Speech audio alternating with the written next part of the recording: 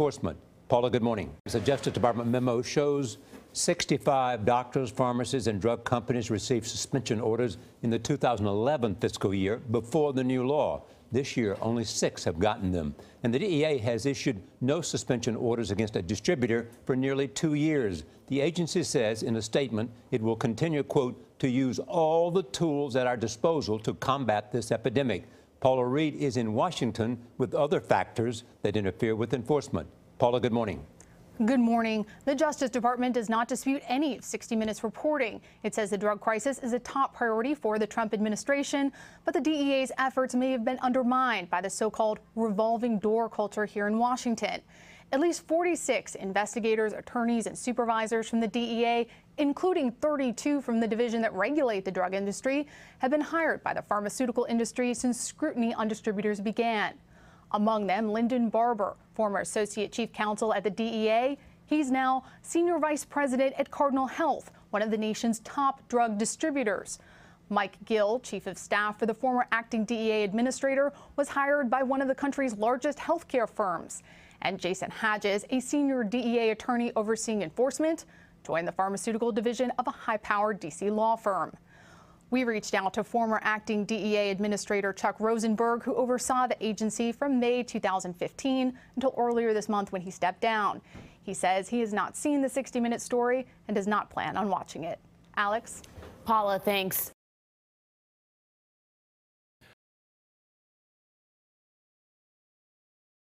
Top DEA official just exposed how Congress works with Big Pharma to hook America on opioids. The former head of the DEA's Office of Diversion Control has come forward with bombshell information on why thousands of Americans are dying from opioids. By Jack Burns, October 16, 2017. On Sunday, 60 Minutes interviewed several former U.S. Drug Enforcement Agency, DEA, employees who came forward to blow the whistle, accusing several Fortune 500 drug distributor companies for the epidemic opiate overdoses.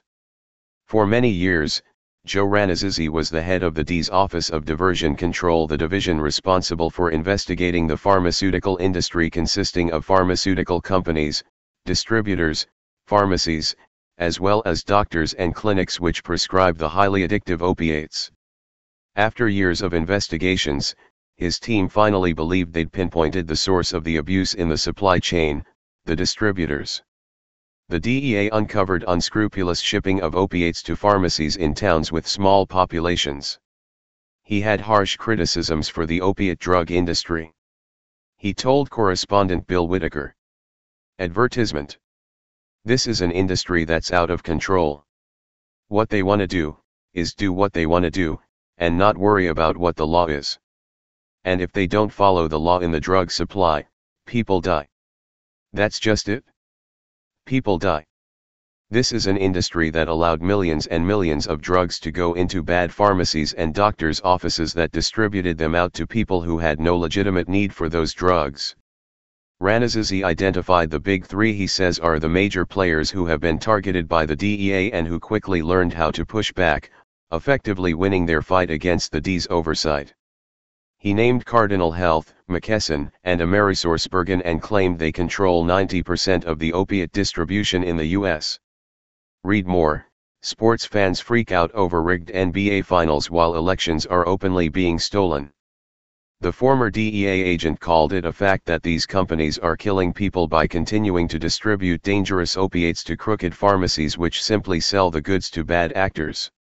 Ranazzi equated the distribution of the opiates to a band of drug dealers who were worse than street dealers. These weren't kids slinging crack on the corner. These were professionals who were doing it. They were just drug dealers in lab coats. Under the Controlled Substances Act, the distributors are supposed to report and stop shipments of suspicious orders, large shipments of opioids to people who have no legitimate need for those quantities of drugs. Even after the distributors were fined millions of dollars by the DEA, little was done to curb the problem. The pharmaceutical distributors pushed back by recruiting lawyers from within the DEA to come and work with their companies. In essence, the drug companies recruited the very same lawyers who were writing policy for the DEA and who knew their loopholes and how to get the DEA off of their backs. Lyndon Barber, who used to work for the DEA, jumped ship and went to work for the Quarles and Brady's Health Law Group, helping clients navigate through compliance issues with the DEA. Barber drafted the Marino bill and lobbied Congress to introduce the bill with Tom Marino, RPA. The bill became law, after passing without objection in both the House and the Senate, and was signed into law in 2016 by President Barack H. Obama. It is known as the Ensuring Patient Access and Effective Drug Enforcement Act, a law which Ranazizi claimed took away the DEA's ability to rein in the unethical and illegal distribution of opiates to pharmacies which should not be receiving millions of pills of opiates, only having a few residents to serve. Read more. Vaccination during pregnancy, is it safe? According to the Washington Post, the new law makes it virtually impossible for the DEA to freeze suspicious narcotic shipments from the companies.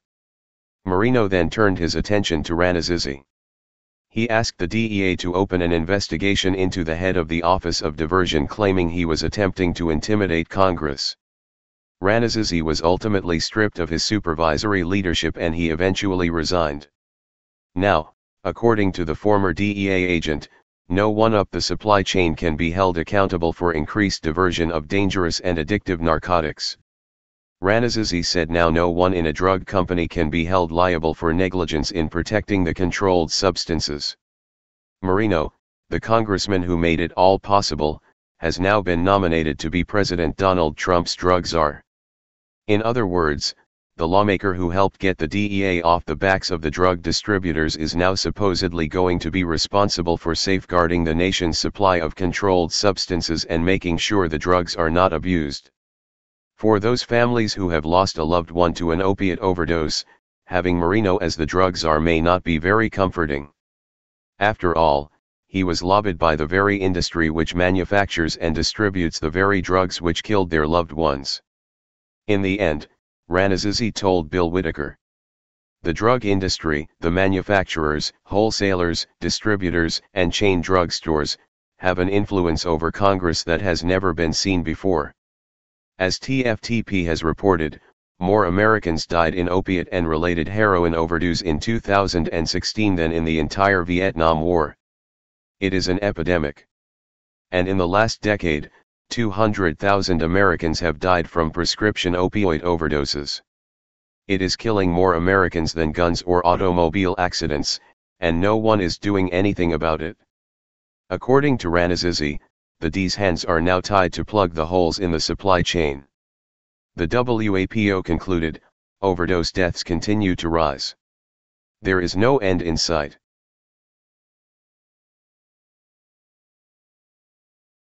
Need a car? Don't forget to stop by carmarshal.com, where you can scout through over 100,000 new and used car vehicles. Take a look around. Get you a new affordable car. carmarshal.com. Hey Charlotte County, this is Charlotte County COPWATCH, and I found that I had to make a change this ending on my videos, letting you know about the channel and fair use laws, you know, how we can report on other people's reporting and how it's good, how it's bad, etc. But you guys can look it up yourself. It is legal. It's in there. But like I've told you before, that I've been cut off from making money on YouTube for 4 years. It's really weird, bizarre, but they cut the money off, but they said you can keep the channel, and now YouTube makes all the money. And if you get bored, plug it into Social Blade website, and you'll see that they are making a huge amount off the site. Right now it's at 63 million views, 53,000 subscribers, almost 3 million views a month.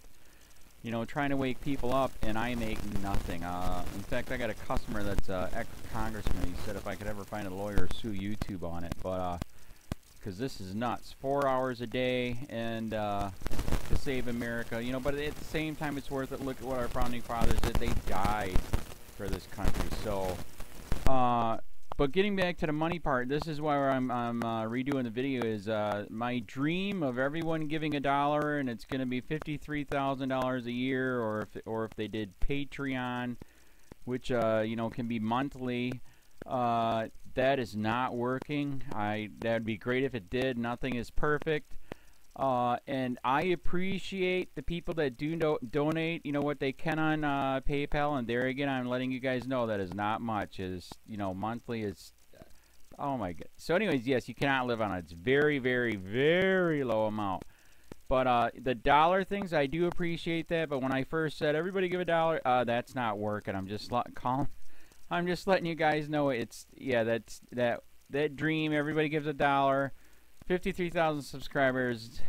It's not working. So yes, if you can give more than that, you know, I appreciate it. Like I said, you know, I'm in a unique situation where, you know what, we're already debt free, and I'm not rich, but with the little business that we have, I am able to do what I am able to do 45 hours a day, you know, letting you guys know what's going on. In 4 years, I've did the whole thing myself, 12,000 videos on there. I literally get emails where people are like, holy crap, I never knew it was this bad. And it is this bad, and it's getting worse every day because we have the internet, we have cell phones, we have cameras everywhere now, and it's just disgusting what's going on.